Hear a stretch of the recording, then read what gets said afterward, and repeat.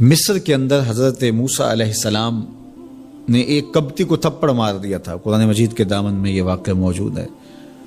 تو آپ کی جلالت اور آپ کے زور کی تاب نہ لاتے ہوئے وہ وہیں ڈھیر ہو گیا اور اس کی موت واقع ہو گئی۔ تو مصر کے حالات کشیدہ ہو گئے اور حضرت موسیٰ علیہ السلام کو مصر چھوڑنا پڑا۔ تو وہ شہر مدین کی جانب جا رہے تھے کہ راستے کے اندر ایک کنواں تھا، وہاں کچھ لوگ اپنے جانوروں کو پانی پلا رہے تھے۔ تو حضرت موسیٰ نے دیکھا کہ دو پردہ دار خواتین ہیں، وہ اپنے جانوروں کو ایک سمت لیے کھڑی ہیں۔ سمجھ گئے کہ مردوں کے ہجوم میں آنا نہیں چاہ رہی، ان کا حیا مانے ہے۔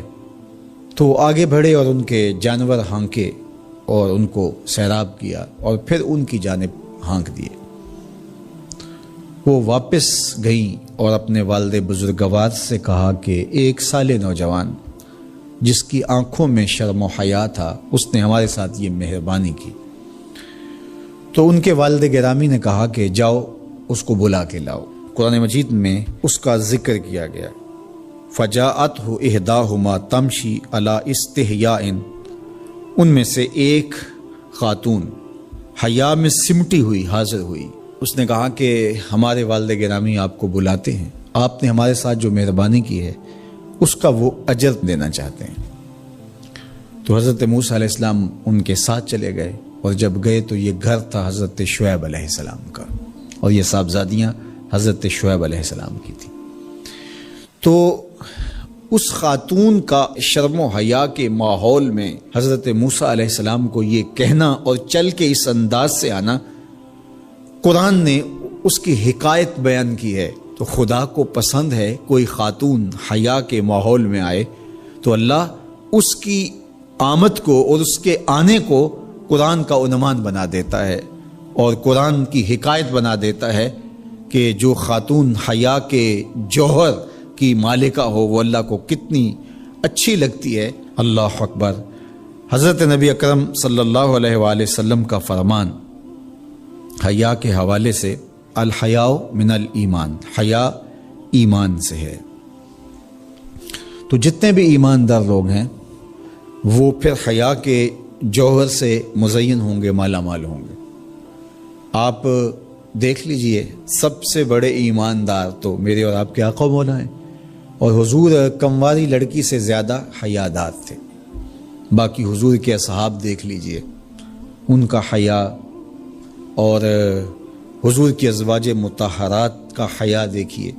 ام المومنین حضرت عائشہ رضی اللہ تعالی عنہا فرماتی ہیں کہ حضور کا جب وصال ہوا اور حضور میرے حجرے میں دفن ہوئے، تو میں جب حضور کی قبر انور پہ جاتی تو معمولی چادر اوڑھ کے چلی جاتی، اس خیال سے کہ میرے شوہر ہیں۔ پھر حضرت ابوبکر صدیق رضی اللہ تعالیٰ عنہ کا وصال ہوا تو وہ بھی ساتھ دفن ہو گئے، تو میں پھر بھی اسی حالت میں جاتی اور میں سوچتی کہ ایک میرا شوہر ہے اور دوسرا میرا والد ہے۔ کہا پھر حضرت عمر رضی اللہ تعالیٰ عنہ کا انتقال ہوا اور وہ بھی ساتھ مدفون ہوئے۔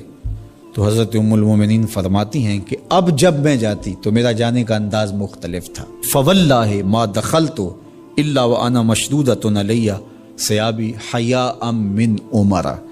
کہا اب جب بھی میں جاتی تو خوب اوڑھنی اوڑھ کے اور چادر لے کے جاتی، مجھے عمر سے حیا آتی۔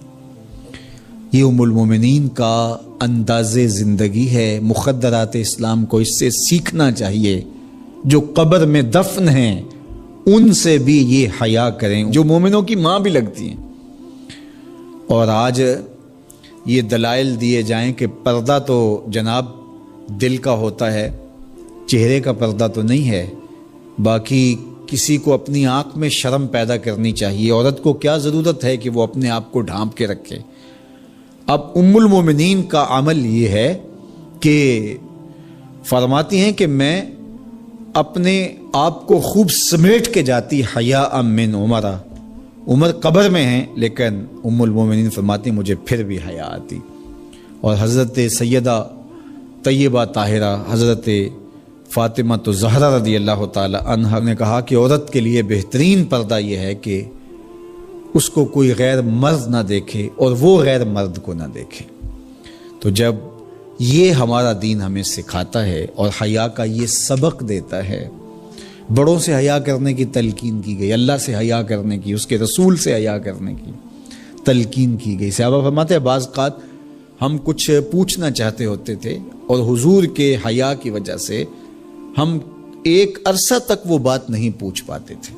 آج دادا کے سامنے بچے جس طرح بات کرتے ہیں اور جس طرح بچوں سے حیا کا جوہر ختم ہو گیا ہے اور اس کو وہ تہذیب نو کا کرشمہ سمجھتے ہیں اور جدید دور کی کرامت سمجھتے ہیں، یہ دور جدید کی کرامت نہیں ہے، یہ جاہلیت ہے۔